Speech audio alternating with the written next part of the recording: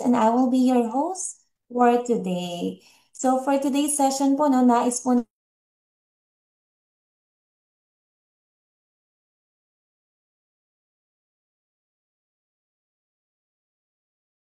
kalusugan.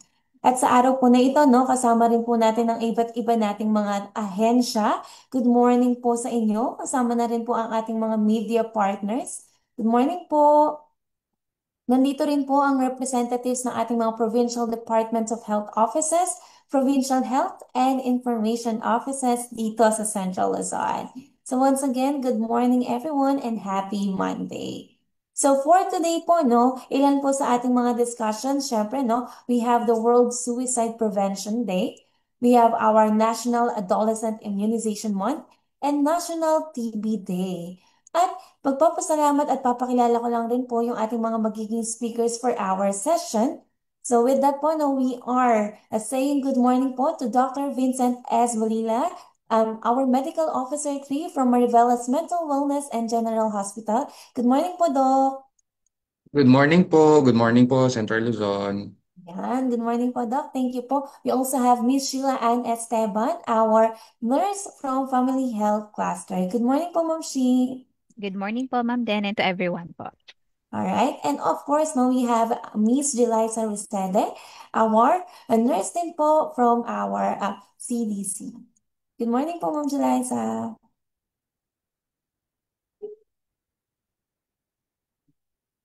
Ayan. So with that, no, she's currently connecting po dito sa ating Zoom, no? So we will be starting po our discussion, no? Hindi na po natin ito papatagalin pa, no?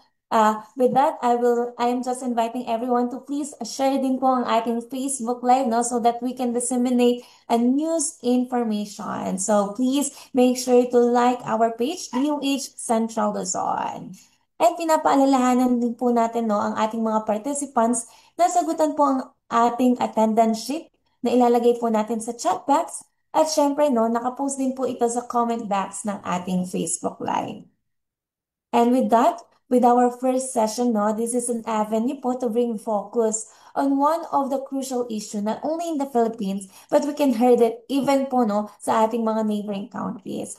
So this topic is a very timely and important for us to save more lives. So from this point forward, we're going to dive into the discussion for the World Suicide Prevention Day that will be discussed by Dr. Vincent S. Manila. Magandang umaga po ulit, Doc.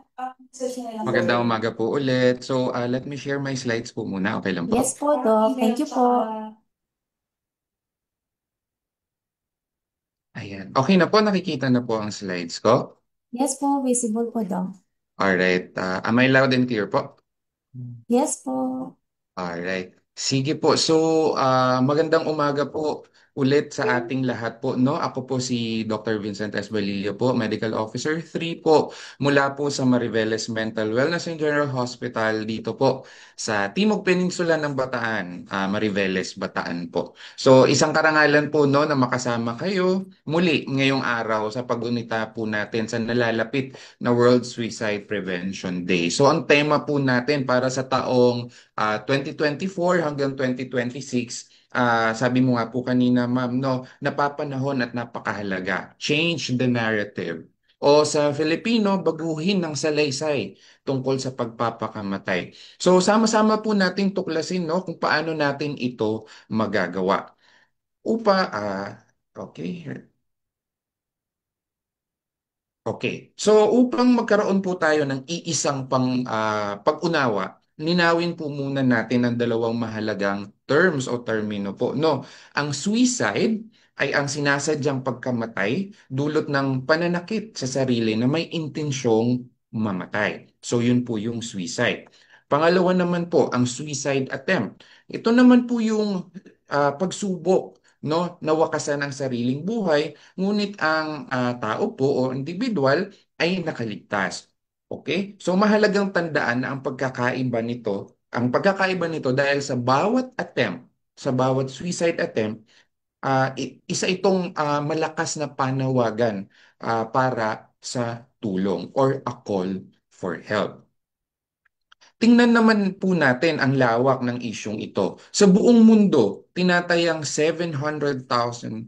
or 703,000 na katao ang namamatay dahil sa suicide bawat taon. Ibig sabihin, isa sa bawat 100 na tao or isa sa bawat 100 na pagpapakamatay ay nagpakamatay noong 2019, okay? Dahil sa suicide. Mas mataas po ang bilang ng mga kalalakihan at nakakabahala na mahigit kalahati nito ay nangyayari bago pa man umabot ang edad na 50. So at 77% ng mga kasong ito po ay nasa low and middle income countries kung saan kabilang po tayo ang Pilipinas. Dito sa atin, nakita po ng Philippine Statistics Authority noong 2019 or rather noong 2020 sa kasagsagan ng pandemic, ang nakakaalarmang 57% na pagtaas ng bilang ng mga namatay dahil sa suicide mula 2019 hanggang 2020. Ayon naman po sa pinakahuling National Survey on Mental Health and Well-being na ginawa po ng UPPGH, halos 8% ng mga Pilipino o humigit kumulang 5.5 milyong katao ang nakaranas magkaroon ng suicidal ideation. So ito yung isipang magpakamatay. Sa bilang po na yun, no, dalawa sa 5 or 2 out of 5 ang gumawa ng plano at isa sa bawat 5 na yon ay sumubok itong gawin, ang suicide attempt. Nakakabahala rin po no na mahigit sa 1.2 milyong batang Pilipino ang sumubok na magpakamatay. So ang mga numerong ito po na binanggit ko ay hindi lamang po basta statistics. Sila ay mga anak, mga magulang, kaibigan at katrabaho. Sila ang dahilan kung bakit kailangan nating kumilos ngayon. Kaya ang September 10 po ay itinalaga na tinalagang World Suicide Prevention Day at gugunitain na po natin ito, no. So ang tema natin, Changing the Narrative, ay isang panawagan, no, na basagin ang pader ng katahimikan at stigma. Ano nga ba itong stigma na ito? Ito yung takot, hiya o maling pag-iisip na nakapalibot sa suicide. Bahagi ng stigma, ang mga myths and misconceptions na nagiging dahilan kung bakit marami ang ayaw magsalita. Iniisip nila na kapag pinag-usapan ang suicide, baka lalo pang mahikayat ang tao. O kaya naman ay iisipin na kulang sila sa pananampalataya o mahina ang kanilang loob. Kailangan nating itama ang mga maling akalang ito. So ang unang hakbang para mabago ang salaysay tungkol sa suicide ay simulan ang pag-uusap. Maglaan tayo no, ng oras para kumustahin ang isa't isa. Ang isang simpleng kumusta ka ay maaaring maging simula ng pagbabago sa buhay ng isang tao. Ano nga ba, no, ang dapat gawin kung sa tingin mo ay may kaibigan o kapamilya kang nag-iisip mag-suicide. Una, maging alerto sa mga warning signs. So, kabilang dito ang kawalan ng pag-asa, biglaang pagbabago ng mood, paglayo sa mga kaibigan, o ang paggamit o pag-abuso sa alak o droga, at pagsasabi ng mga phrases or katagang tulad ng wala na akong silbi o sana mamatay na lang ako. Ah, ang pangalawang kailangan nating gawin, diretsahan nating tanungin, no? Huwag matakot na sabihin na alam mo, nag-aalala o nababahala ako tungkol sa iyo. Naiisip mo bang saktan ng iyong sarili? So ang pagtatanong po na ito ay hindi maglalagay ng ideya sa kanilang isip. Sa halip, ipaparamdam nito na may nakikinig at nagmamalasakit sa kanila. At pangatlo, pakinggan natin sila ng walang panghuhusga. Hindi mo kailangang magbigay ng solusyon. You don't need to have all the answers. Ang pinakamahalaga ay ang iyong presensya at pakikinig. Iparamdam mo na hindi sila nag-iisa. May mga do's and don'ts po tayo sa pagresponde, no, sa taong nag-iisip magpakamatay. Ano po yung mga do? Makinig, manatiling kalmado, at seryosohin ang kanilang sinasabi. Ano naman po ang mga don'ts? Huwag kang mangako ng secrecy, no? Huwag kang makipagtalo o manghamon at huwag mo silang iwanang mag-isa, lalo na kung nasa matinding panganib sila. Ang pinakamahalagang do ay tulungan silang makahanap ng profesional na tulong. Ngayon, balikan natin ang mga myths at misconceptions na bumabalot sa suicide para tuluyan na natin itong mabura. Myth number one, huwag pag-usapan ang suicide dahil nakakahikayat ito or nakaka-encourage ito na mag-suicide ang isang tao. Ito po ay mali. Ang katotohanan, ang bukas na pag-uusap ay nagbibigay ng pagkakataon sa isang tao na makahanap ng ibang solusyon at maramdamang may pag-asa pa.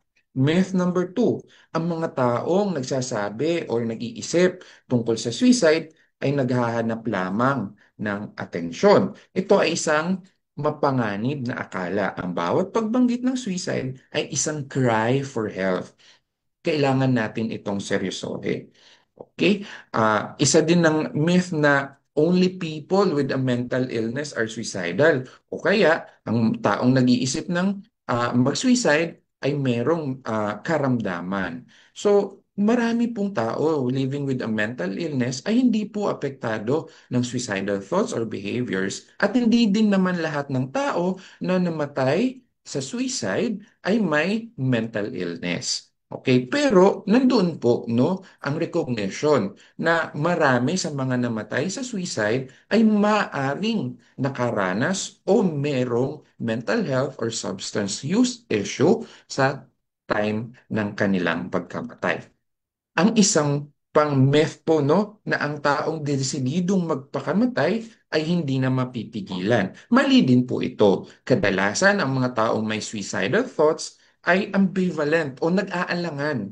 Nasa pagitan sila ng kagustuhang mabuhay at mamatay. Ang tamang suporta sa tamang oras ay kayang-kayang pumigil sa suicide. Ngayon, bigyang diin natin ang responsibilidad natin, no? Bilang kaibigan, kapamilya, bilang healthcare worker, bilang bahagi ng komunidad, no? Sa pagpigil, no? Or sa suicide, no? So, ano nga ba ang papel ng komunidad sa suicide prevention? Malaki po. Sa pamilya, nagsisimula ang ligtas na espasyo or ang safe space para magkwento o mag-express. Sa paaralan naman at trabaho, mahalaga ang pagkakaroon ng mental health policies at support systems. Bilang mga kaibigan, tayo ang unang maaaring makapansin ng pagbabago sa ating mga kaibigan. Sa makatuwid, lahat tayo po ay may kakayahang maging beacon of light. You can be the light o tanglaw para sa mga taong nasa kadiliman. Bawat pag-uusap, gaano man po ito kaliit, ay nakakatulong sa pagbuo ng isang lipunang mas maunawain at sumusuporta sa ating mga pamilya, bigan, katrabaho, no? Ah, Pero banggitin ko na rin po, mahalaga din po no ang papel ng media.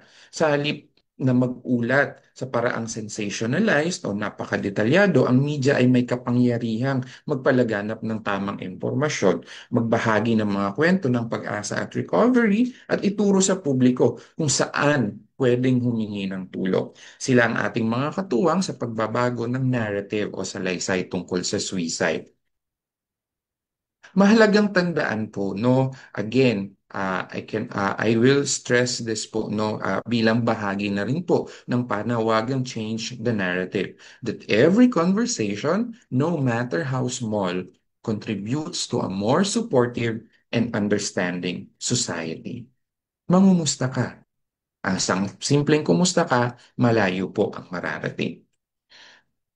So, nakikita nyo po sa screen po no na marami po tayong pwedeng tawagan. Okay? So, meron pong crisis hotline. So, ang National Center for Mental Health. So, may mga ahensya po ng gobyerno tulad ng DOH at dito po sa amin, sa Mariveles Mental Wellness and General Hospital, handang tumulong. So, sa National Center for Mental Health, meron po silang crisis hotline, ang 155 na bukas 24/7. Dito po sa MMWGH, mayroon tayong outpatient unit po, no? Para sa psychiatric consultation, maaari kayong mag-schedule ng appointment online sa pamamagitan ng aming website o kaya sa pamamagitan po ng QR code na nakikita nyo po sa screen. So, ang mga serbisyong ito po ay nandito para sa ating lahat. Wag po sana tayong mag-atubiling humingi ng tulong para sa ating mga sarili o para sa ating mga mahal sa buhay. Bilang panghuli po, no, ang pag-iwas sa suicide ay isang kolektibong responsibilidad. Nagsisimula po ito sa bawat isa sa atin, no, sa pagpili ng nating makinig, umunawa at kumilos. So ngayong araw po at sa mga susunod pa, piliin po nating baguhin ang salaysay. I-change po natin ang narrative. Mula sa narrative ng kalungkutan at kawalan ng pag-asa, gawin natin itong salaysay ng pag-asa, healing o paghilom at pagkakaisa. And with that, maraming salamat po. Maraming salamat po, no, Doc Vince, no? It was a powerful message, no? Napakaganda po ng inyong mensahe, no? Paguhin ang salaysay. And in terms of that, no, each of us have roles to play. Thank you so much po, no? Because truly, this discussion helps us to address yung one of the important health issue. Of course, it opens a further discussion to reach out to every member of our family, our friends, coworkers, and colleagues sa pamamagitan no, ng simpleng pamamaraan katulad ng pangungumusta. And to know more about this topic po, no, we have curated questions from our media partners. Some questions were answered po already, and some po I will still ask for reiteration. Okay. So thank you po, Doc. So for our first question po, Doc, no, meron pong nagtanong dito. Pagdating daw po sa stigma, meron daw po bang mga myths and misconceptions tungkol sa suicide na I believe you mentioned earlier, no? At ano-ano po yung mga kailangan po nating pag-usapan para maitama po itong mga ganitong misconceptions? Alright, siguro po no, sa mga nabanggit ko kanina na myths and misconception, ang isa sa pinakamahalaga na kailangan nating maitama na maling akala ay yung na kapag nagtanong ka tungkol sa suicide ay makaka-encourage pa ito o magbibigay ka ng ideya sa tao na magpakamatay siya. Ito po ay maling-mali. Ang maling akala po na ito no, sa tingin ko ito yung nagsusustain kung bakit nahihirapan tayong magtanong no? Kahit may napapansin tayo sa mga tao na nasa ating paligid, no? Katulad nga po nung theme po natin ng World Suicide Prevention Day, yung reaching out, no, changing the narrative, ang simpleng pangungumusta can go a long way. Ang bukas na pag-uusap, magbibigay po ito ng pagkakataon talaga sa tao na maramdaman niya na may pag-asa pa at meron na nagki-care sa kanya. And that way, no, mararamdaman din ng taong tinanong natin kung meron pa palang ibang solusyon. So natutulungan natin silang makahanap ng ibang solusyon. Ayan, maraming salamat po. No, tama po kayo, Doc, na sometimes hindi nag-reach out ang tao because we fear na mag-put tayo ng mga ideas lalo sa kanila. Yes. But you know, it's very important to have conversation with our friends, family, no, for them to feel that we care and we care enough. And thank you so much po for that, Doc, no. And next po, no, ano daw po ang dapat gawin kung sa tingin po natin, no, ang isang kaibigan, pamilya, o kakilala ay kinukonsidera ang pagsusuicide? We have the conversation. Ano pa daw po, for reiteration, yung pinaka-main do's and don'ts po, do? Alright. So, mga main do's and don'ts, makinig. Yun. So, yung active listening, yung empathic listening na tinatawag, no? So, pero kailangan din nating manatiling kalmado at pinakaimportante, seryosohin ang kanilang sinasabi, no? Kahit na ang pagsasabi nila ay pabiro.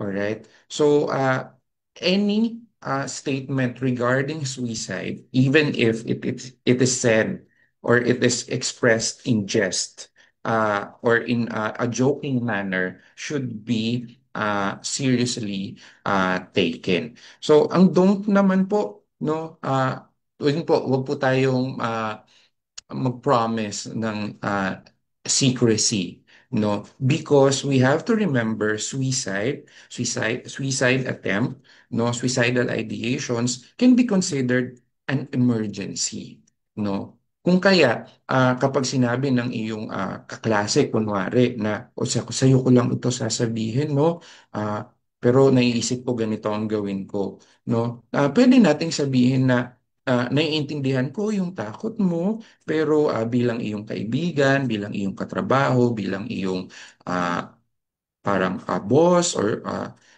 bilang iyong subordinate, no? Sa tingin ko, kailangang malaman ng iyong pamilya, ng iyong loved ones, no? Para kasi ito sa kaligtasan mo. Kasi about safety na ang pinag-uusapan. So with that, siguro malalampasan natin yung ano na yun na secrecy. Or confidentiality. Huwag din tayong manghamon, no, or makipagtalo. Kasi kadalasan, ano ba yan? Bakit ganyan ang iniisip mo? Parang ganyan. Kulang lang yan sa ganito. Kulang lang yan sa ganito. So, and especially so po, kapag talagang alam natin na may plano silang magpakamatay, wag po natin silang iwanang mag-isa. No? Kasi, again, psychiatric emergency ang suicide. And lastly na po, katulad ng sinabi ko kanina, ang pinakamahalagang do siguro, no, ay tulungan silang makahanap ng professional na tulong. And thank you so much po, no? And I hope and believe that our partners, our kasamang agencies and offices, no, took note of that. And no, going back to our questions, we have our media partners together with this, with our Zoom, no? So, ano raw po yung main role ng media, no, sa pagbasag ng mga stigma, myths at misconceptions tungkol po sa suicide? Ah, mahalaga po ang role ng media. Pero kailangan po muna nating i-recognize, no, na may mga media na sensationalized ang reporting ng suicide at mapanganib ito in such a way na baka gayahin ng iba kasi meron po tayong tinatawag na copycat suicide. Ano? So, kumbaga parang nahihikayat ang iba, kasi ginawa nakita ko no, sa social media o kaya sa media na ginawa to, so gagawin ko rin. So, copycat suicide po ang tawag doon. Pero ah mas malaki po ang positibong pwedeng gawin ng media, no? Actually, very powerful sila. May kapangyarihan silang magpalaganap ng tamang impormasyon. Okay? So, ang media, no, sana makatulong natin na magbahagi ng mga kwento ng hope and recovery. And lastly, yun nga po, ituro po sa atin, sa publiko, kung saan pwedeng humingi ng tulong. Actually, ang media po, no, ang isa sa mga major na katuwang natin sa changing the narrative. Ayan, sama-sama po natin i-change yung narrative, no? Especially now we are moving forward towards digital era, no? So we have our media partners to help us disseminate this health information. So after the last two questions, no, syempre, Doc, they would love to know ano daw po ang programa na meron ng ating organisasyon, no? Particular po, no, ang ating MMWGH para sa mental health at suicide prevention. Alright. So, ang MMWGH po, let me, our number lang po, no? Ayan. Okay, ang MMWGH po ay palaging bukas po sa ating lahat, no? Kung sa tingin mo ay kailangan mo ng makakausap o tulong, lalo sa mental health, no, o sa kalusugang pangkaisipan, ay maaari po kayong magtungo sa amin o tumawag sa amin, no? isa sa mahalagang pag-break ng stigma, no, ay yung pag-break din ng stigma na ang mental hospital ay para lamang sa may mga karamdamang pangkaisipan. Ano po? So, dito po, no, mabibigyan namin po kayo ng serbisyo kung kinakailangan. Katulad nga po nung sinabi ko kanina, no, na ah, kadalasan kahit hindi at all times true ay yung mga taong nakakaisip na magpakamatay ay meron o maaring mayroon na mental health o substance issue. So, ang kami po ay nagbibigay ng profesional na tulong sa mga ganoon pong kalagayan. Thank you so much, Doc. Those are noted. We have our hotlines now. We have our consultations that we can give free to our people. And lastly, Doc, no, ano po ang mensahe ninyo, no, your message to the public regarding suicide prevention?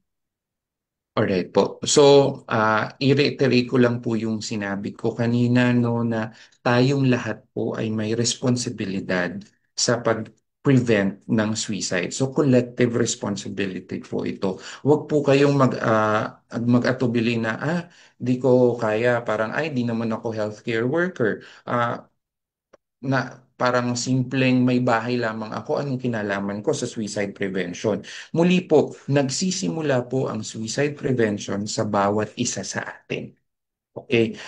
Ang ating pakikinig, ang ating pag-unawa, ang ating simpleng pangungumusta ay isang napakalaking hakbang po sa suicide prevention. Kapag ginawa po natin lahat po yun, no? Tayo lahat ay contributor sa changing the narrative. Again, yung naalala ko yung last phrase ko kanina, no? Change natin yung narrative from a narrative of sadness and hopelessness to a narrative or salaysay ng pag-asa or hope, paghilom, healing, at pagkakaisa. Yan po. Maraming salamat po, Doc Vince. At tama po kayo, no, to our media partners, to all the people and the person po na nandito po sa ating Zoom, no. Kayo po ay parte.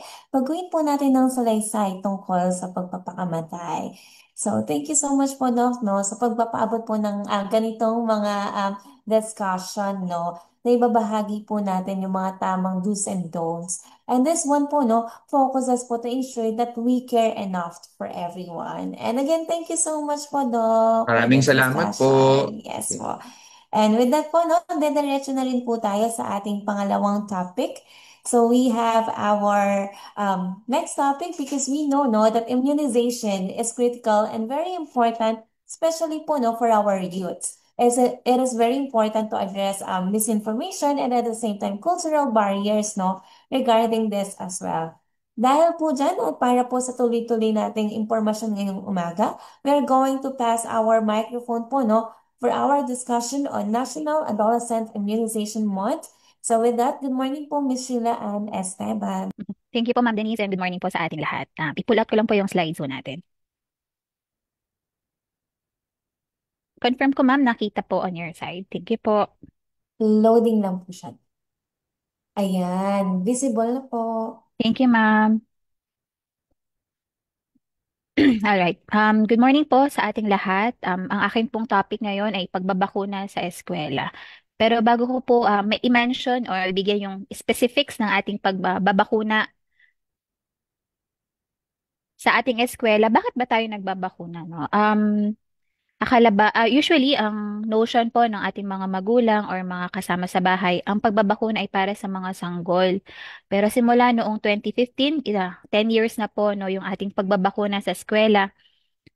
Nalaman po sa studies na kailangan mag-booster. Technically po, ito yung mga booster ng mga bakuna natin at may mga later on po, may bakuna tayo na ibibigay lang siya pagtungtong ng 9 years old. So wala yung bakunang yon sa bata. And the rest po ng mga ibibigay natin ay booster. Ang Bakuna Eskwela po ay isang programa ng Kagawaran ng Kalusugan sa pakikipagtulungan sa kagawaran ng edukasyon. Alam kasi natin na yung mga edad na ito ay nasa eskwela. At nag-usap po ang dalawang ahensya na para mabigay mataas ang coverage or marami ang mabakunahan sa isang puntahan, no, efficient use ng at oras ng ating mga health workers, ay nagkaroon ng ganitong programa. Nais nito mabigyan ng proteksyon ng mga kabataan ho natin laban sa mga vaccine preventable diseases. Nasabi natin kanina, booster. At mga vaccine preventable diseases ay mga sakit na maaring maiwasan. Imagine mo, kung meron kang power na hindi ka magkakaroon ng sakit, ito yung mga bakunang iyon na pwede nating ibigay beforehand po, no, bago pa sila magkasakit. I-explain natin mamaya isa-isa yung mga diseases po na iniiwasan natin sa pagbabakuna.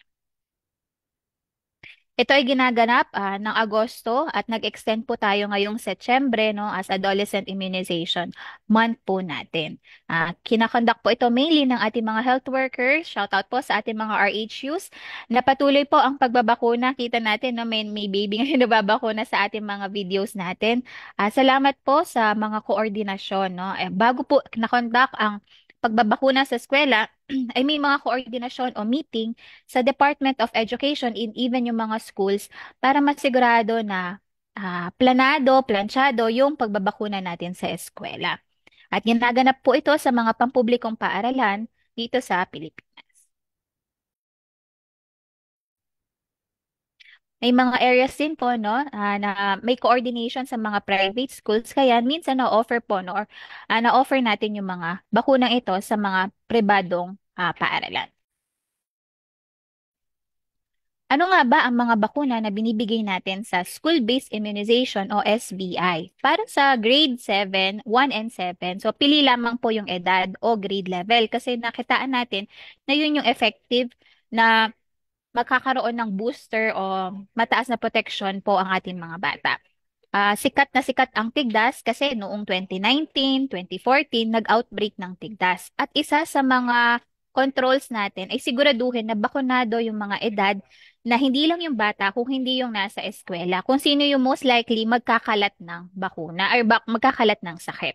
So, ang bakuna para sa grade 1 and grade 7 ay dalawa. Pero sa dalawang bakunang iyon, kada bakuna, dalawa ang laman. So, parang sulit, no, yung isang bakuna na mabibigay po sa ating mga anak o mga kasama sa pamilya.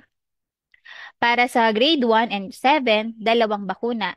Measles, rubella o laban sa tigdas at tigdas hangin. Yun po ang measles, rubella. Pangalawang bakuna po, pareho sa braso ay tetano at diphtheria. TB ang tawag po doon. Meron tayong, ito yung nabanggit natin kanina, bakuna na minimum age ay 9 years old. Ito ay bakuna kontra cervical cancer or other cancers po na related or STIs related sa human papilloma virus or HPV. So, yun yung binibigay natin sa mga pampubliko no, dahil sa limited yung vaccines and konti po ngayon ang sa kasalukuyan ang supply natin ay kababaihan na grade 4 ang ating binabakunahan. Punta na ho tayo kada mga sakit ho natin. Ano ba ang tigdas? Bilang review, ito po yung itsura ng tigdas. Kung imagine niyo po, siya po yung bata na parang dengue, no? Kasi may lagnat, meron siyang ubo-sipon, minsan may pamumula ng mata, at may rashes, no? Mapupula. Tingnan niyo po yung itsura ng tigdas. So, kung meron po kayong ganito ngayon, kailangan i-report po ito.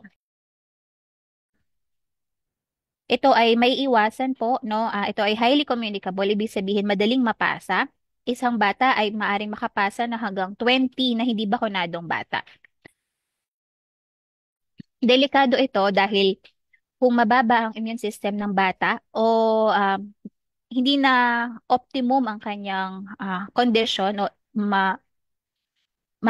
meron na siyang sakit, no? At nagkaroon pa siya ng tigdas, malaki ang tsansa na magkaroon siya ng mga komplikasyon, kagaya ng pneumonia na nadadala sa hospital at encephalitis o pamamaga ng utak po ng bata na maaari ding makadulot ng kamatayan. So nakakamatay po ang tigdas, lalo na kung merong mababa na yung resistensya ng bata. Kasi lalo pang pinapababa ng tigdas ang resistensya ng bata.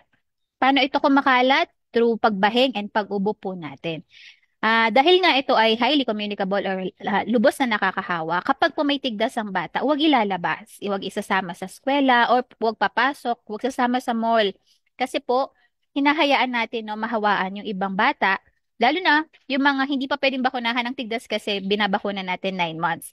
So may risk sila na mapasa ito sa wala pang 9 na buwan.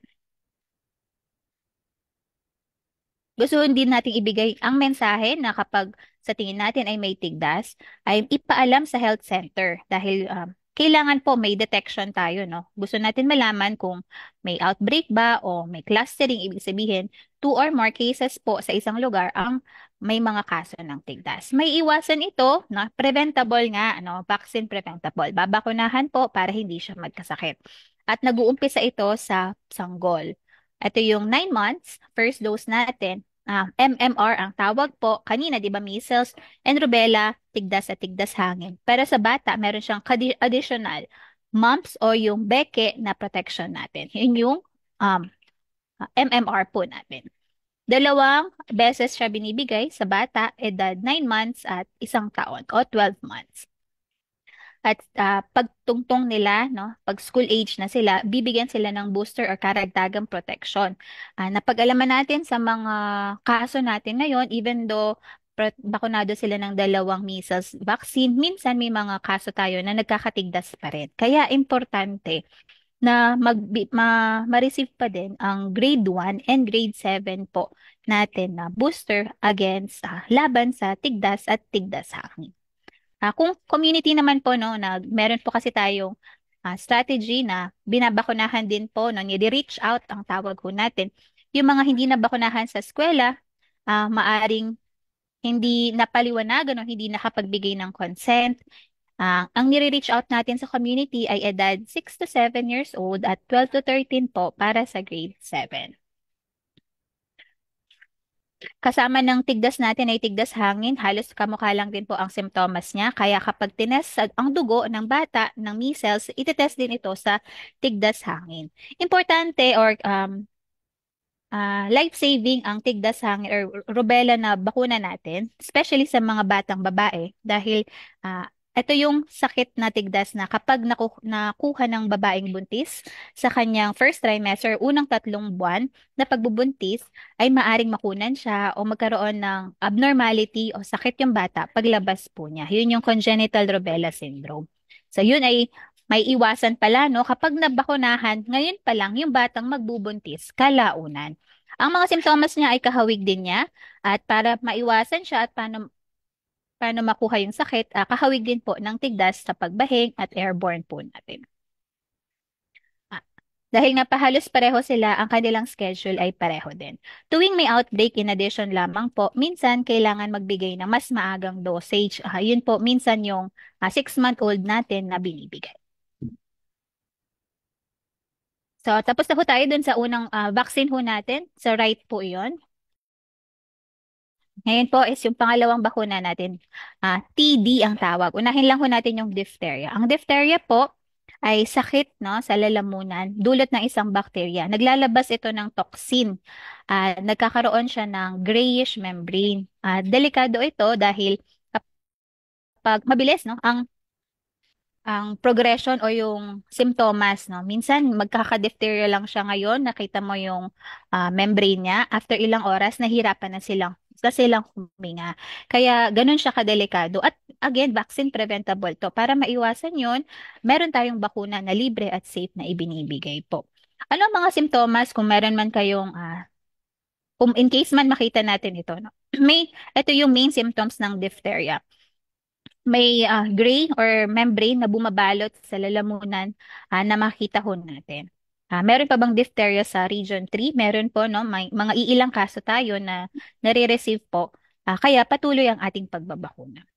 Ilan sa mga simptomas na meron po tayo ay pananakit na lalamunan, pamamaga ng kulani, singaw, sipon, lagnat at paghirap sa paghinga.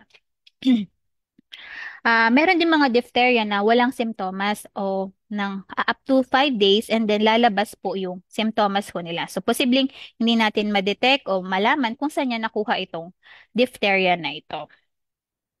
Paano ito kumakalat? Through droplet. Pag umubo, bumahing, no? So, kung imagine na natin, nag-open na yung mga parks, kung saan po maaari makahalubilo ng ating mga anak, no? Yung mga batas, even sa school, sa mga paglalaro nila, doon nila maaring makuha iyon. Kasi posible, wala pang sakit yung bata, pero nakakahawa na po siya. Para maiwasan ito, kagaya din ng mga rules natin sa eskwela, pag mo may sakit, magsuot ng face mask, huwag pupunta sa mga kulob, matataong lugar, maghugas ng kamay, no? Napaka-basic pero ang daming pinoproteksyonan.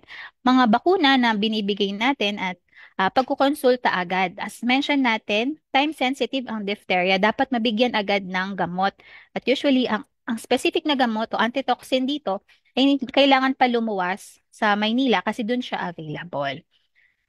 Kagaya ng measles, as mentioned kanina, booster ito. Nag-umpisa sa bata at bibigyan ng booster po sa school age natin. Ano ba yung bakuna ng diphtheria sa bata? May tatlo ho tayong turok doon. Ang tawag po doon ay pentavalent vaccine. Doon sa 5 penta, andun na po ang diphtheria ho natin. Nagsisimula sa edad na 6 months. So, even though mukhang maliit pa yung baby, tuturukan na siya, yun kasi yung time po no, na best ibigay, lalo na huwag siyang unahan ng sakit. No? Bago pa siya ilabas, idala sa mga gathering sa pamilya, ipakita, kailangan bakunado muna yung mga bata ho natin. Kasi delikado sa kanila, no? Even din yung other preventable diseases natin.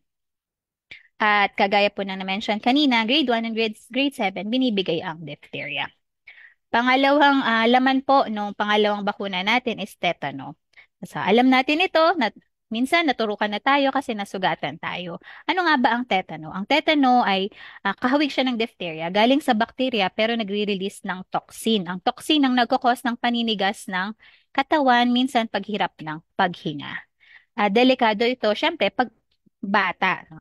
Kagaya po ng lockjaw, hirap sa paglunok, kapos sa paghinga at pagpupulikat ng katawan.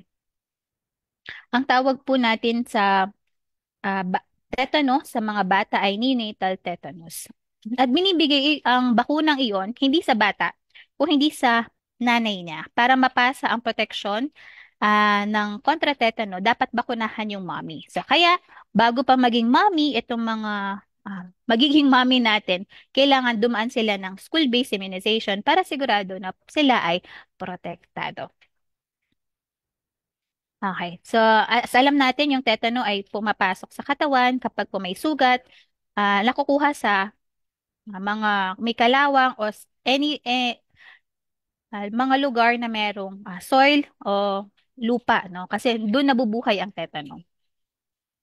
At ang bakuna natin, kahawig po siya kanina, pentavalent, meron din pong tetano doon, 3 turok sa simula age na 6 months old po natin. At booster po na ito ay binibigay sa grade 1 and grade 7 at isang dose kapag sila ay nagbubuntis. Maari bang magka-tetano after ng tetano? Oo, kasi hindi lifelong o habang buhay ang proteksyon ng tetano. Kaya importante pa rin ang pagbabakuna at pagbubooster po natin. Last kong vaccine ay ito yung unang vaccine. Minimum age nga po is 9 years old. Kasi napag-alaman sa research, no, na ang bakuna ng human papilloma virus ay best ibigay sa 9 years old and female kasi mainly ang kanilang protection ay against cervical cancer. Ang HPV or human papilloma virus ay maaaring magdulot ng malubhang sakit. Siguro po may kakilala na tayo na nagka-cancer or even yung cervical cancer. Ang cervical cancer hindi siya kakawig ng breast cancer na nakikita o nasasalat, no? Minsan, nalalaman na lang ang cervical cancer huli na or late diagnosis kasi hindi natin nakikita yung kwelyo ng matres ho natin. Kaya importante ang screening aside sa pagbabakuna kasi dapat tinitingnan ng doktor yung ating mga reproductive organs. Maari ang HPV ay even though na-broadcast siya no, against cervical cancer, ito rin ay sanhi ng mga kulugo ng babae at lalaki. Ang HPV vaccine ay bakuna kontra HPV at binibigay sa babae mula 9 years old. Ito ay ligtas, matagal na rin siyang ginagamit sa private at ngayon po, buti po no, sa Department of Health, nakaya nating bilhin, no, nakaya ng department at bilhin itong bakunang ito kontra cancer. At binibigay through school-based immunization. Saan natin ito makukuha? Sa mga paaralan. Pero sa kasalukuyan, as mentioned natin, medyo may konting problema sa supply, kaya iilan lamang po yung mga bakuna na available po natin ngayon. Edad 9 to 14 years old ang ating binabakunahan. Maari bang maiwasan ang HPV o yung mga kulugo na nakukuha natin? Oo, kailangan kasi yung healthy lifestyle. Mataas ang immune system, may tamang ehersisyo, tamang pagkain, at syempre sasabayan natin ng pagbabakuna. Bakit mahalaga ang pagbabakuna? Maliban sa sakit, no? Nasisigurado natin na malusog at matiwasay ang paglaki ng bata. Imaginin mo yung bata ngayon na tatanda sana na magiging leader or magkakaroon ng magko-contribute sa community natin or siya magiging leader natin ay magpapatuloy ang kanyang buhay dahil nasagip natin siya at hindi siya nagkaroon ng cervical cancer. Bakit nire-rekomenda ang HPV sa ganitong edad? Nais kasi natin na bago sila magkaroon ng debut sa sexually ay protektado na sila against human papilloma virus. Isang question natin dito sa FAQ ay kung ako'y nabakunahan na ng HPV, kailangan ko pa bang magpa-regular check-up? So inaasahang pangmatagalan ang proteksyon ng bakunang ito, ngunit ang pagbabakuna ay hindi kapalit ng screening. So example kami po, no, working population at kayo po bilang sa media and information na nagtatrabaho, hindi sapat na bakunado tayo. Meron tayong every 3 years na pap smear and visual inspection via acetic acid o yung mga pagsilip natin, no, sa health center sa ating mga kababaihan na ito ay libre sa ating mga health centers. Sa kalahatan po, ang mga bakuna natin ay life-saving, naiiwasan ang mga sakit at kamatayan. Ito ay ligtas at epektibo, napag-aralan at matagal na pong binibigay. Binigay na to ng bata, booster na lang yung binibigay ngayon. Libre sa eskwela, hindi na kailangan pumunta sa clinic o magsayang pa ng oras o mag-leave para po mapabakunahan yung mga anak kasi dinala na ito sa eskwela. Ito po ay slide para sa magulang na kausapin na kung kayo po ay may, lalo na teenagers, no, yun yung medyo mas mababa ang ating turnout, na bilang teenager, may karapatan silang malaman bakit sila binabakunahan. Una, ligtas silang makapaglaro bilang bata. Ayan. Nakakadalo sila sa mga school activities, hindi na sila mag-absent at magiging produktibo ang kanilang mga bata sa kanilang mga gawaing pampaaralan. Maari ding sumakit, no, sa panandalian. Sasabihin natin na minsan usually ang dahilan is ayaw nilang lagnatin o masakit yung turok, even din yung matatanda, no. Iniiwasan kung pwede lang ang pagtuturok. Pero kailangan i-explain na yung panandalian natin na turok ngayon ay mas mainam na kaysa sa maraming turok kung nasa hospital po tayo. Wala tayong choice, no, kapag nasa hospital na sa pagbibigay ng mga gamot. Pero ngayon po, isang turok lang, mahabang protection na ang ating makukuha. Sa ating mga magulang, pag po sila ay babakunahan, siguraduhin po na pakainin yung mga anak po nila, check ang kondisyon, pero sinisiguraduhin natin na ating mga health workers ay i-assess sila bago sila ibakunahan. At ipapaliban naman kung sa tingin nila ay hindi pwedeng bakunahan ng ating mga anak. May mga papel tayo, consent ang tawag po at health declaration na walang allergies ang ating anak at okay siya sa time ng bakunahan. Para documented o nakasulat yung kanilang estado bago sila bakunahan. Para sa protection ng health worker, ganun din po ng batang babakunahan. Meron tayong mga card, at maaari niyo pong dalhin yung baby book ng ating mga anak para ma-record ng kompleto yung ating mga bakuna. Especially minsan pag nag-a-abroad, kakailanganin po lahat ng booster na nabigay po sa mga bata. In case man po magkaroon ng adverse event following immunization o AEFI, handa po ang mga health workers na sumagot po sa atin. Ipagpaalam po agad para po ito ay ma-determine, no, ma-investigate kung ito ba ay related sa bakuna. Pero sa lahat po ng ating mga vaccine, ang inaasahan po, mostly ay pamumula, sakit, no, at panandalian, 1 to 2 days ay mawawala po sila. Yun lamang po at marami pong salamat sa inyong oras. Over, Ma'am Den. Thank you po. Thank you so much po, no, Ma'am Sheila. Maraming salamat po, no. Mahalaga po na ma-highlight po, no, at magkaroon po tayo ng intuitive knowledge, especially po, no, sa importance ng pagbabakuna, lalo na po sa ating mga anak, no. Bilang sila rin po ay araw-araw na pumapasok, araw-araw po silang nasa community, no. So, sa pamamagitan po ng bakuna, maaari po nating maiwasan yung mga sakit po na na-mention po ni Ma'am Sheila kanina. Kaya po, sa pagpapatuloy, no, again, we have the advanced questions. Some of the questions po were already answered. So, for those po na meron pa pong questions, no, you can type it on our chat box and comment box on Facebook. Now po, to proceed po, no, Ma'am Sheila, meron po tayong tanong dito. So, marami po ang nag-iisip din po na ang bakuna ay para lamang sa bata. However po, no, they would like to know kung ano po ba ang pagkakaiba ng bakuna para sa bata at para po sa older and young adults. Thank you po, Ma'am Den. Ang pagkakaiba po ng bakuna sa bata, yun yung primary bakuna nila, no? May mga bakuna na over time ay kailangan i-boost o i-bakuna ulit para tumaas ang protection. So, yun yung mga booster na binibigay po natin. May bakuna din na wala sa bata pero ngayon school-based, kagaya ng human papilloma virus para sa kababaihan po, grade 4, 9 years old, ay protection naman para sa mga human viruses na angkop sa edad po nila. Ayan, thank you po, no. So, those are the differences mo, no, between sa bakuna po ng bata at ng ating mga young adults. Moving forward, no, kung meron pong takot o alinlangan po, no, ang ating mga magulang at mismo yung bata, no, tungkol sa bakuna, paano po kaya natin sila hinihikayat at mahihikayat na magpabakuna? Una po, kinokondisyon natin yung mga magulang na impluwensyahan yung mga anak, no? Una po kasi dapat mag-gain natin yung trust ng magulang na ito ay kamukha lang din ng bakuna sa center na iba lang yung setting sa mga eskwela.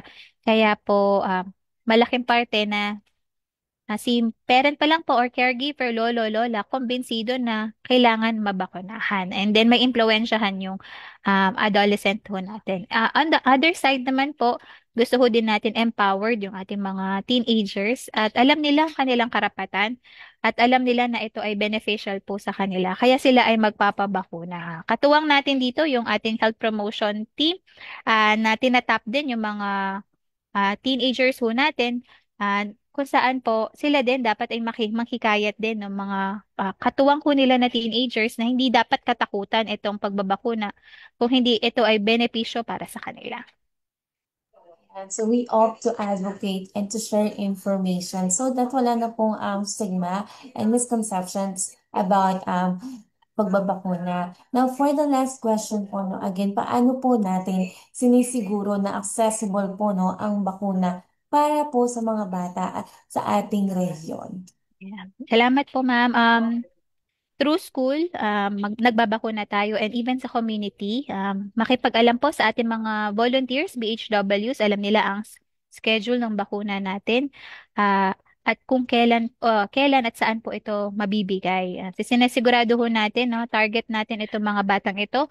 Nais natin na walang magkaroon ng tigdas at makontrol ang mga outbreaks at syempre, walang mamatay kontra sa mga vaccine preventable diseases po natin.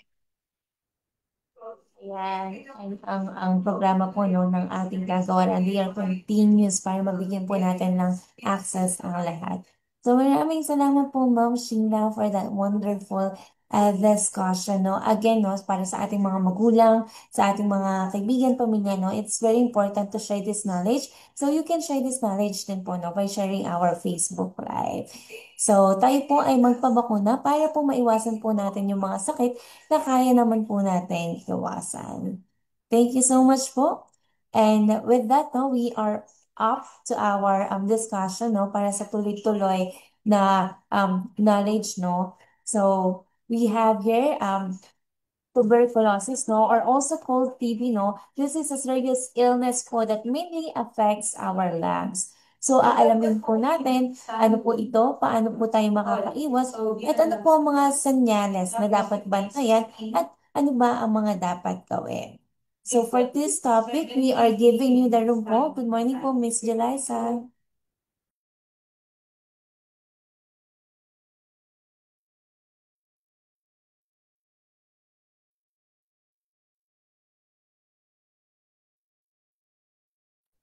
Hello po, ma'am. Okay. Hello, ma'am. Thank you. Good morning. Good morning po. Yes po, visible na po. Okay, thank you. So, good morning po sa lahat ng nanonood at nakikinig. Ngayong umaga, ang last topic po natin ay National TB Day. And ang National TB Day ay ginugunita tuwing August 19, dahil ito ay kaarawan ni dating Pangulo Manuel L. Quezon na namatay dahil sa tuberculosis. So, ang tema po natin ay TB ay prevented. Para TB ay prevented, get tested, pamilya ay protected. So sa kabuuan, ang tema ay nagsusulong ng pag-iwas, maagang pagsusuri at proteksyon ng pamilya laban sa tuberculosis. Ang paggunita ay isang pagkakataon upang itaas ang kamalayan, hikayatin ang pagpapatingin at pagtibayin ang pagkakaisa laban sa tuberculosis. So bigyan ko lamang po kayo ng kaalaman no tungkol sa tuberculosis dito sa ating bansa. So narito yung mga mahalagang impormasyon tungkol sa tuberculosis. Una, yung close contact. Sino-sino ba yung mga close contact natin, no? So, ang mga close contact ay ang mga nakakasama sa bahay, sa trabaho, o kaya sa eskwela na nakakasalamuha araw-araw ng isang taong may TB. So, kapag po tayo ay nahawa ng isang taong may TB, dalawa yung uri ng TB na pwedeng magkaroon tayo, isang latent TB at isang active TB. So, latent TB, ito yung infeksyon na meron tayong bakterya, kaya lang hindi po aktibo ang mikrobyo. So, ang mga taong may tulog na tuberculosis ay walang sintomas, hindi nakakahawa, pero pwedeng magkasakit kapag humina ang resistensya. Dahil dito ay pwedeng magising ang tuberculosis bacteria at maging isang sakit na TB na nakakahawa na.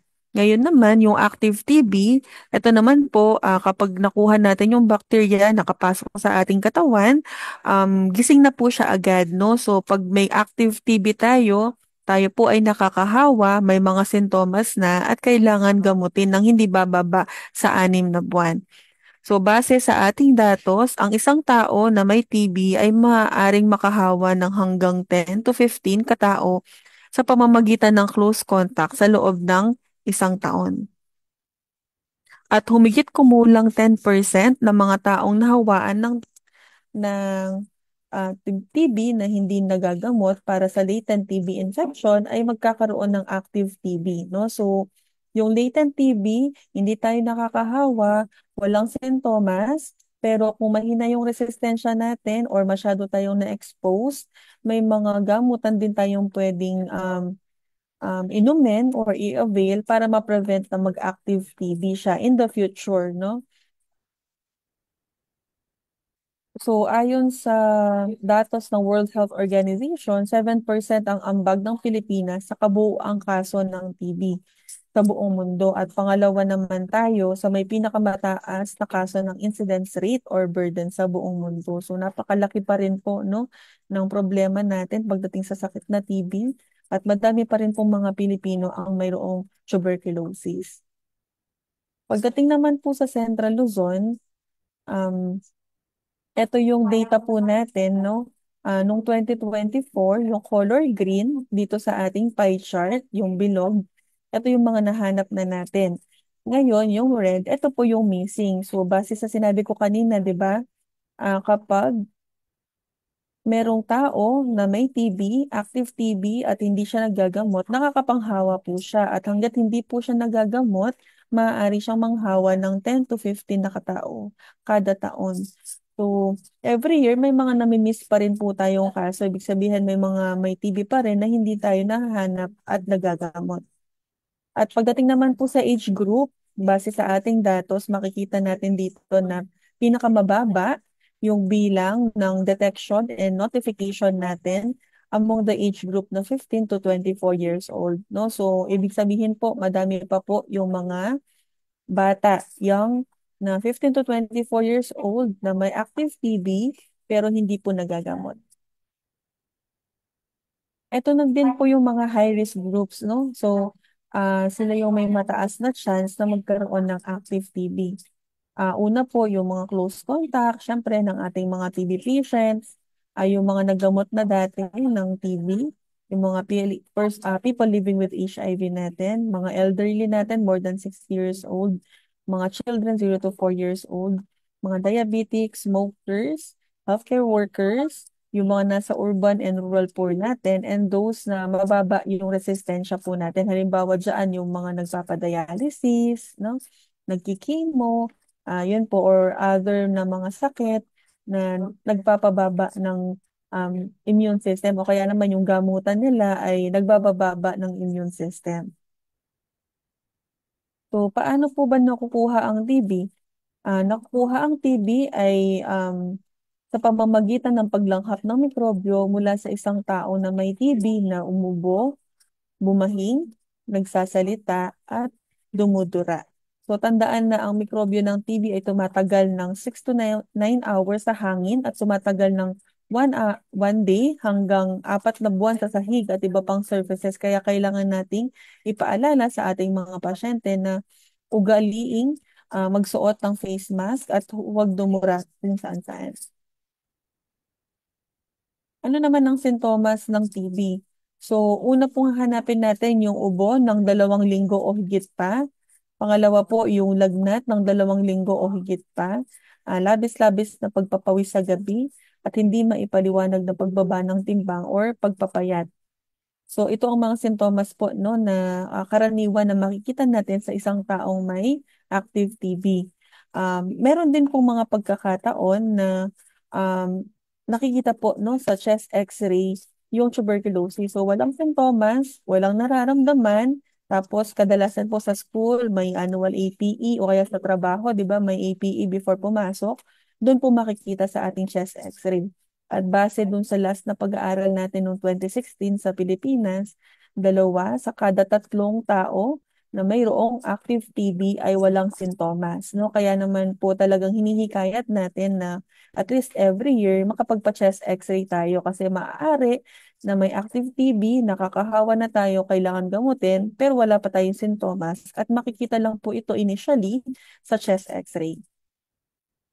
Ngayon, kung halimbawa may sintomas tayo o kaya naman po ay um, may sintomas tayo o kaya naman po ay um, positive no yung chest x-ray natin, kailangan nating magpasuri ng ating plema. So, gene expert po yung ginagamit natin o kaya TrueNat no yung ibang klase ng test para makumpirma natin na tayo ay may tuberculosis at isa pong test din na ginagawa dito ay para malaman natin kung tumatalab pa yung mga pangunahing gamot sa ating health center para sa tuberculosis, lalong-lalo na yung rifampicin, no? So, masisiguro dito na kung sakali man magpositibo sa TB yung resulta, yung gamot na iinumin ng isang tao na may TB ay tatalab sa kanya. So kadalasan po isang specimen yung kailangan at 1 to 3 ml ang dami ng kailangan na plema. So ito yung sinasabi ko kanina, makikita natin no sa pagtetest ng plema kung epektibo pa yung mga pangunahin na gamot natin, lalong-lalo na yung rifampicin. So kung effective pa rin, tumatalab pa rin yung gamot na rifampicin kasama ng ibang gamot. Ang tawag po doon ay drug susceptible TB. So tatagal ang gamutan ng hindi bababa sa 6 na buwan. Same din po with the drug-resistant TB. So kung hindi na tumatalab yung gamot, nakita natin resistant na sa rifampicin, yung gene expert result, drug-resistant po ang tawag doon at yung gamutan, hindi din siya bababa sa 6 months pero medyo mas madami lang yung gamot, no? At may mas madami lang yung side effect. So ang tanong, saan maaaring pumunta kapag may sintomas ng TB? So sa mga nakikinig po ngayon o kaya kayo po ay may sa sarili po ninyo baka may nakita po kayong sintomas o kaya naman po may x-ray na positive sa TB o kaya may kakilala kayo no na ganon, saan po ba kayo pwedeng magpa-check up? So maaari po kayong pumunta at magpakonsulta sa pinakamalapit na health center. So lahat po ng government health centers natin ay nagbibigay ng libreng serbisyo para sa tuberculosis at sa mga piling mga TB Dots hospitals po natin. So ngayon, halimbawa, may kakilala po tayo na mayroong TB at naggagamot na, paano naman natin malalaman kung gumagaling na sila? O dalawa yung tinitingnan natin. Siyempre, kailangan gumaganto yung pakiramdam. Kung dati ay inuubo, mga ganon, o kaya bumaba yung timbang, ngayon medyo dumadagdag na yung timbang, no? Yun yung mga titingnan po natin. Pangalawa, kailangan din pong i-monitor yung plema. Kailangan siguraduhin natin na negatibo yung plema. Kaya naman po, hindi lang po sa simula ng gamutan, ginagawa or tinetest ang plema. Kailangan din po siyang i-test after 2 months, 6 months, or 5 months, no? Depende po sa payo ng inyong healthcare provider. So, paano naman natin malalaman na hindi na nakakahawa? Kailangan ba tapusin yung 6 months na gamutan? So, hindi po, no? Hindi kailangan tapusin yung 6 months na gamutan para masabi natin na hindi na siya nakakahawa. Kailangan lang tapusin yung at least 6 months na gamutan para masigurado na gumaling na siya. So, pagdating dun sa hindi na nakakahawa, kapag po negatibo ang plemo sa simula ng gamutan, matapos lamang po ng 1 linggo na tuloy-tuloy na gamutan, hindi na po nakakahawa ang isang tao na may TB. Kung naman pong positibo ang plema sa simula ng gamutan, kailangan lang pong ulitin yung plema, yung test ng plema after 2 weeks or 2 linggo ng tuloy-tuloy na gamutan. At kapag negatibo na po iyon, hindi na po siya nakakahawa, no? So ito po ay sa konsepto lamang ng hindi nakakahawa. Tandaan po natin na hindi dahil hindi na nakakahawa ay magaling na. Kailangan pa rin pong tapusin ang gamutan upang tuluyan pong gumaling. Ngayon, paano naman po natin mapoprotektahan ang ating mga mahal sa buhay? So, kailangan lang po na magpatingin agad kung may sintomas ng TB, no? Tapusin ang gamutan, takpan ang bibig at ilong kapag umuubo or babahing, siguraduhin maaliwalas at may ventilasyon ang bahay, panatilihin ang malusog na pamumuhay at hikayatin po natin ang ating mga kapamilya or mahal sa buhay para magpasuri at mabigyan ng TB preventive treatment, no? Kung na-expose po sila. So, ano po ba yung TB preventive treatment? So, ito po ay isang simpleng hakbang na nakakapigil ng TB bago pa ito magdulot ng sakit, no? Ang ibig sabihin nito, yung gamot na iinumin, 'di ba, tulog po yung bakterya. Kapag ininom po natin 'to, tapos may bacteria tayo, yung gamot na yon papahinain niya pa, no, yung bacteria para hindi na po siya magising, para matulog siya ng mahimbing, parang ganun po, no? At kahit na may chance na bumaba yung ating resistensya dahil masyadong mahina na yung bacteria, mababa lang yung chance, nagigising siya at magiging active TB siya.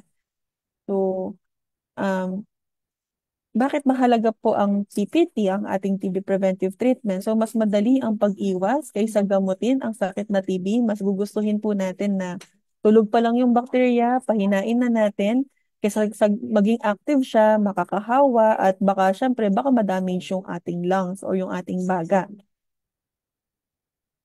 Sino-sino po ba? So, hindi naman lahat ng contacts ay kailangan mag-TB preventive treatment. Ang priority po natin yung mga mababa yung resistensya or yung mga exposed talaga. Halimbawa, kasama sa bahay, dalawa na po yung nagtitreat ng TB, so medyo exposed na talaga, no? So magbe-benefit tayo kung magti-TB preventive treatment tayo. So ito yung mga priority natin, yung mga kasama sa bahay, yung mga bata na less than 5 years old, at saka yung may mga mahinang resistensya po tulad ng may mga HIV, diabetes, at malnutrition. So sa datos po ng Central Luzon, nasa 15,000 na po, no, na contacts ang nakatanggap ng TPT. At patuloy pa po itong dumadami. So wag tayong kakabahan, no? Wala naman akong sakit. Kung maggamot, no? Madami na po ang nakasubok, madami na nakatry ng TB preventive treatment. At yun nga po, tulad ng sinabi ko, mas maganda na pigilan na natin, hayaan nating matulog na lang habang buhay, no? Yung bacteria na nakuha natin para hindi na po siya magising, maging active TB, hindi na tayo magkakasintomas, hindi tayo makakahawa, at hindi natin kailangan maggamutan ng hindi bababa sa 6 na buwan na mas madaming gamot. So, saan po tayo pwedeng makakuha ng libreng TPT? Libre po, same, no? Ang TPT sa ating mga health centers po. So, sa panghuli, ito po yung call to action natin. Syempre, bago natin tulungan yung mga kasama natin or mahal sa buhay, kailangan tulungan po natin yung ating sarili.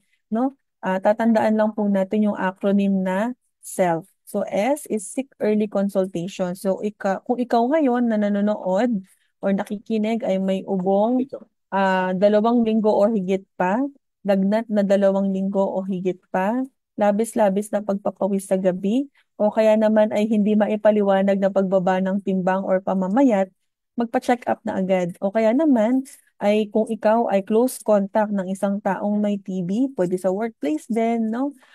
Magpa-check up na po tayo. Libre ang test at gamot sa ating health centers. Ngayon naman, yung examination. So kung wala naman pong sintomas, sana po ay siguraduhin natin na nakakapagpa-chest x-ray tayo at least 1 beses kada taon. Letter L, yung lifestyle po natin. So, syempre, kailangan po ng healthy diet and exercise. And then yung letter F natin, yung follow infection prevention and control.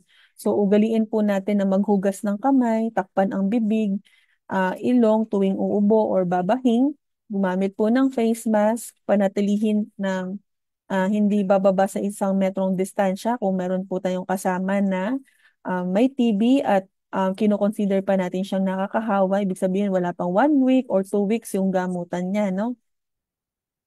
Ngayon naman, kung na-apply na po natin yon sa atin namang kapamilya or kasama sa buhay, no, tandaan po natin yung 3 P. So una, sana po ay maipalaganap natin yung tamang kaalaman tungkol sa TB.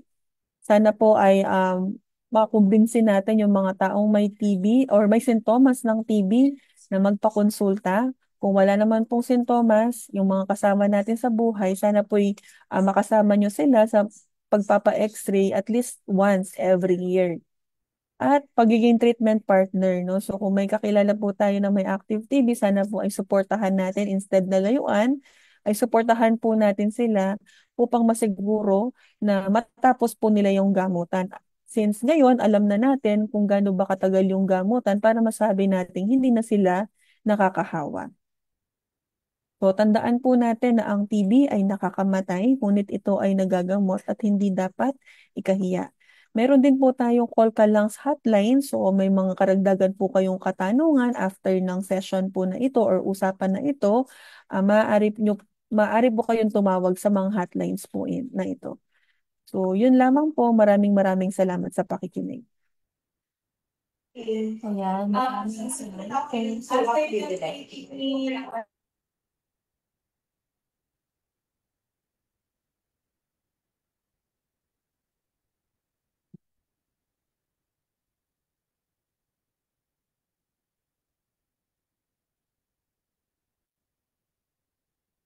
Over to you, Ma'am Denise.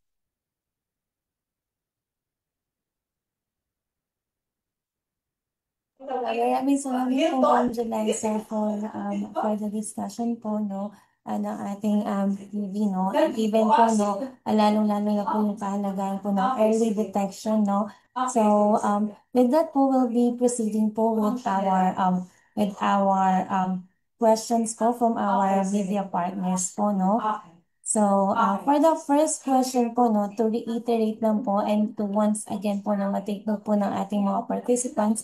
So, paano daw po naipapasa po muli ang TB po sa isang tao patungo sa iba?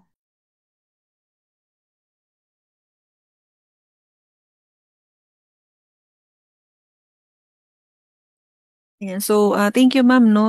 Yung pamamaraan ng pagpapasa ng TB ay through tao sa tao po, no, sa pamamagitan ng pag-ubo, pagbahing, o kaya kapag nagsasalita, no, maaari po natin itong maipasa. So, tao sa tao lang po siya. So, kailangan mailabas po no, ng taong may TB, yun nga po, through pag-ubo or pagbahing o kaya minsan pagsasalita, yung bacteria. Tapos, malalanghap po iyon ng taong walang TB. So, kapag nalanghap niya at pumasok po yun sa kanyang baga, depende po sa lakas ng resistensya ng tao na nakakuha ng bacteria, pwedeng mapapatulog niya yung bacteria. Yun yung tinatawag nating latent TB. Hindi niya kailangan maggamot, wala siyang sintomas, no? Yung isa naman, kung hindi niya kayang labanan ng resistensya yung bacteria, mananatili pong gising yung bacteria at yun yung tinatawag nating active TB. May sintomas tayo, nakakahawa tayo, at kailangan nating maggamot ng hindi bababa sa 6 na buwan.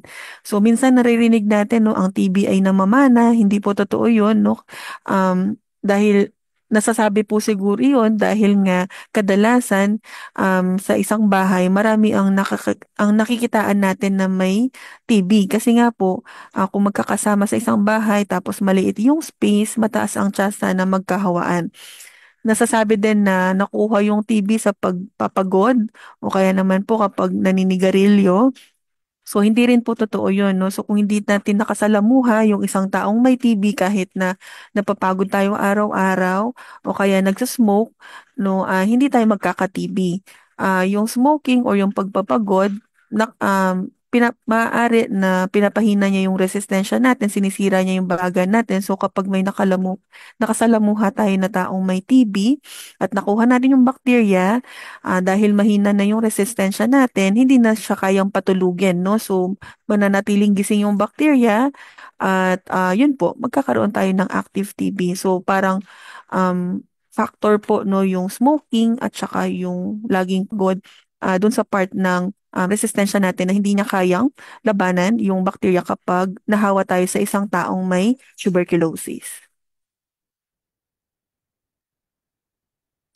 Thank you so much po, Ma'am Janessa. No? So, proceeding po with our second question. This is more of a situational question daw po. No? So, say for example daw po, no, sa pamamagitan daw po ng laway o baso, o even po sa kubyertos, no, na ipapasa daw po ba ang TB?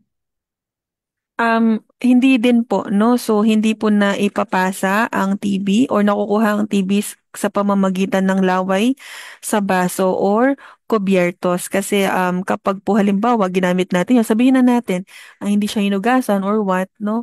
Kapag po ginamit natin siya, yung yung part na yun ay lulunukin naman natin siya. So, mapupunta siya sa tiyan natin, hindi naman siya sa lungs po natin, no? Kaya hindi natin siya makukuha sa pamamagitan nun. Kaya okay lang na gamitin no, ng mga kasama sa bahay yung mga kubyertos, kutsara na ginagamit ng taong may TB din. Basta nahugasan lang din ng mabuti din. Thank you. Thank you so much po. Next po, no, we also have questions po, no, regarding po dun sa strategy po na DOTS. DOTS strategy, ano daw po ang ibig sabihin ng DOTS strategy sa TB treatment? So yung DOT strategy, ito yung directly observed treatment, no? Nasa ngayon ay parang ang ibig sabihin na nito yung ating patient-centered care. Ang hina-highlight lang nito ay ang gusto sana natin yung mga TB patient, meron silang treatment partner. So hindi naman kailangan na health worker, depende po sa preference ng pasyente kung kanino siya komportable na magiging treatment partner po niya na tutulong sa kanya na masigurado na tama at tuloy-tuloy ang gamutan. Ayan. And we have po the question, no, doon naman po sa interventions po ng ating pamahalaan. For the last question, ano po ang mga interventions na ginagawa ng ating organisasyon para sa ating mga TB patient? Ayan. So yung mga interventions po na ginagawa natin ay yung pagbibigay ng serbisyo no in terms of ensuring na si government po nakakapag-allocate siya ng fund para masigurado po natin na yung testing, yung gamutan for active TB at saka yung prophylaxis natin for the mga exposed no through the TB preventive treatment ay maibigay po ng libre. no? So nagpopondo ang government para ma-access po natin ng libre yung mga serbisyo para sa tuberculosis at nakikipag-ugnayan din po tayo sa iba't ibang mga private organizations and national government agencies para ma-improve no yung awareness, yung kamalayan ng publiko tungkol sa tuberculosis, paano ito maiiwasan at paano ma-avail ang services na meron po tayo. Ayan, thank you so much, no? So we need to take note of those interventions po, no? Na meron po tayong ginagawa para sa ating mga kababayan, especially po dito sa Region Bacolod. So thank you so much po, Ma'am Jeliza, no? Sa inyong discussion and even po, no? Sa pagsagot po ng ating katanungan regarding tuberculosis. Remember po, no? It is very important po to have early consultation din po, no? And we recommend that people po, no, that have or vulnerable po doon sa TB, no, should be tested. So with that po, do we still have questions po for our discussion sa suicide, sa immunization, and sa TB? Ayan. Or you can also email us po, no, and we will answer po your inquiry, no, through email. So mukhang wala na pong questions na pumapasok sa ating Zoom and even po sa ating Facebook Live. So maraming salamat pong muli, no, sa ating mga naging kasama ngayong araw na ito, no, sa ating mga media partners, sa ating mga PIOs and PHOs offices, no, sa ating mga agencies po, no. Maraming salamat po sa inyo. And for us to improve our talakayan, we have the evaluation link po, no, on our comment box. So please answer po our evaluation link. Give us your feedback, comments, and suggestions. And with that, we are inviting everyone din po, no, to open their camera for we will be having po our photo opportunity. Kasama na to, kasama na yung token, yung bag. Hindi, burlap bag. Event kit ba? May lang. Event kit ba? Pero token bag yun. So,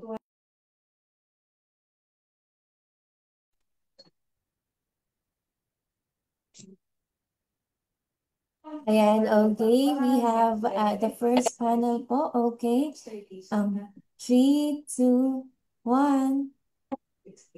Ayan, we'll proceed po with other panel na hindi po natin alam kung anong panel po tayo. So, one more time, please smile. 1, 2, 3. Ayan. So, maraming salamat po sa inyong lahat, no? Naway marami po kayong natutunan sa ating mga health discussion, no? Even maraming salamat po sa ating mga research speaker. We have Dr. Vincent from MMWGH, Miss Shella Esteban, and Miss Jelisa Resede. So, thank you so much, everyone. At syempre, no, patuloy po natin ikalat ang mga health discussions and please be with us on alternate Mondays of the month. Ayan. Thank you so much for everyone and have a great day.